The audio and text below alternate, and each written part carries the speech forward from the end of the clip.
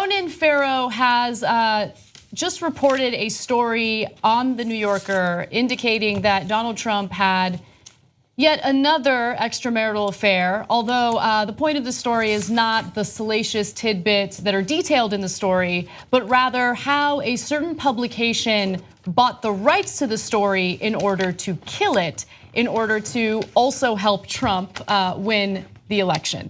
Now, the story has to do with an affair that he allegedly had with a former Playboy Playmate between June 2006 and April of 2007. Her name is Karen McDougal, and she had described her relationship to a friend. She actually had a handwritten document that she provided to her friend, and then her friend provided it to Ronan Farrow. John Crawford is the name of the friend who provided that document to Ronan Farrow, and I'll give you more details on that in just a second. But to give you some more details about the relationship, according to the reporting, she described their affair as entirely consensual, but her account provides a detailed look at how Trump and his allies used clandestine hotel room meetings, payoffs, and complex legal agreements to keep affairs, sometimes multiple affairs he carried out simultaneously, out of the press. Okay, American Media Inc. purchased the rights to the story. So what is American Media Inc? Well, National Enquirer falls under the umbrella of this media corporation. And so AMI CEO David Pecker has been a Trump supporter. He was very much interested in purchasing the rights to the story, exclusive rights to it, and they never published anything about it. On November 4th, 2016, 4 days before the election, the Wall Street Journal reported that American Media Inc., the publisher of the National Enquirer, had paid $150,000 for exclusive rights for this story, which never ran. Okay. So National Enquirer has been helping Donald Trump all along for a long, long time now. They have a unique relationship. If you remember, the National Enquirer is the one that broke the story of Ted Cruz having 5 different mistresses during the campaign primaries when Ted Cruz was running against Donald Trump. What a coincidence. Now that is, National Enquirers run stories about aliens landing and all sorts of crazy things, but that was pre-Alex Jones days. Like now, that's the stuff the National Enquirer does sounds bland compared to what's online. Sounds almost reputable, which is right. Devastating. Which, by the way, another story that they published and it destroyed a political career was the affair that Democrat John Edwards had while his wife was suffering from cancer. But that at least was true. That was true, but I'm mentioning that mostly because there's a clear political agenda here. That was not a story that they decided to kill. That was a story that they ran, and it led to serious ramifications and consequences for John Edwards. Right, but the idea that 5 different women would want to sleep with Ted Cruz is even more unbelievable than any aliens landing. So that's what National Enquirer does. It lies mainly on behalf of Donald Trump. But this one is really revelatory. It's because they're in the business of breaking stories. Why on God's green earth would they pay $150,000 and then not run the story? If you're not gonna run the story, then don't buy it, right?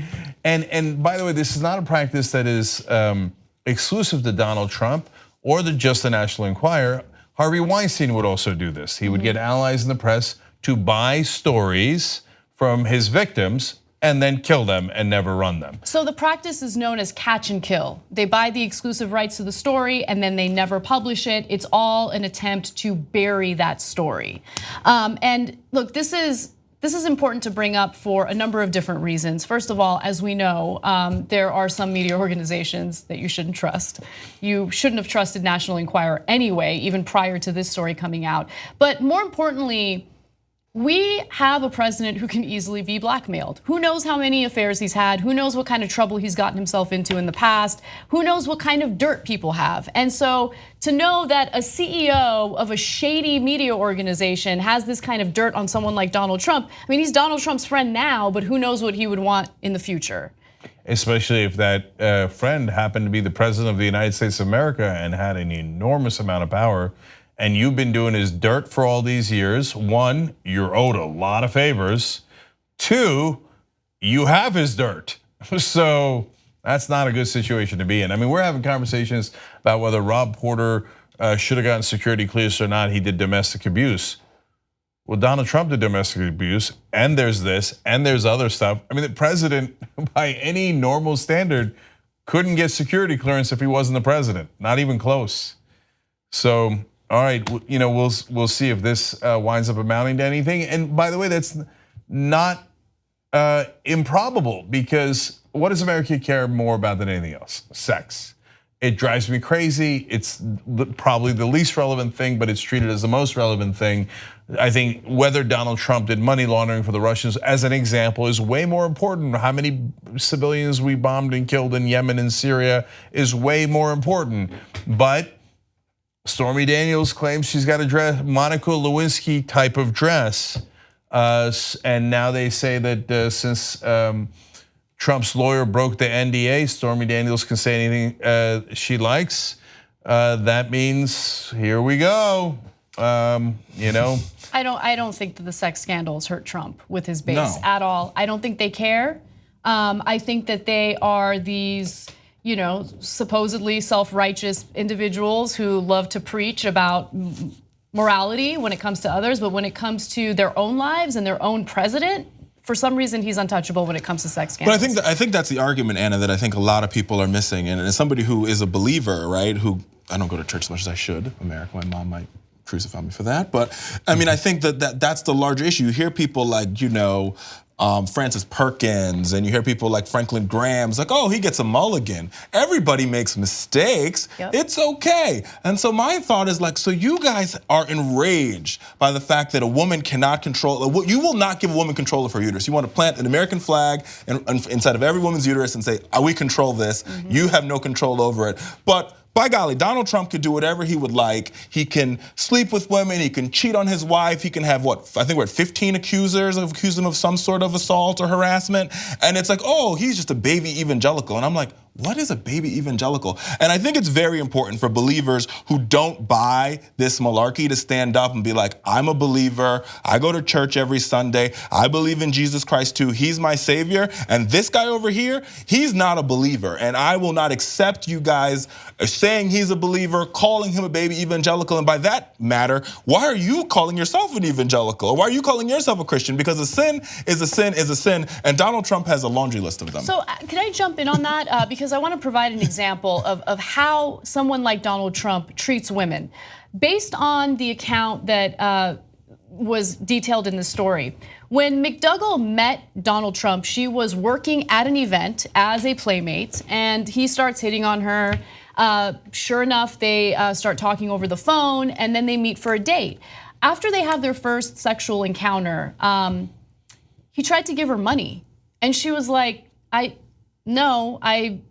met with you because I like you, which is kind of amazing. But whatever, that's what she claims. He looks at these women as prostitutes. Everyone's a prostitute in his eyes. Someone that he can pay off. Let me give you some money. Shut up.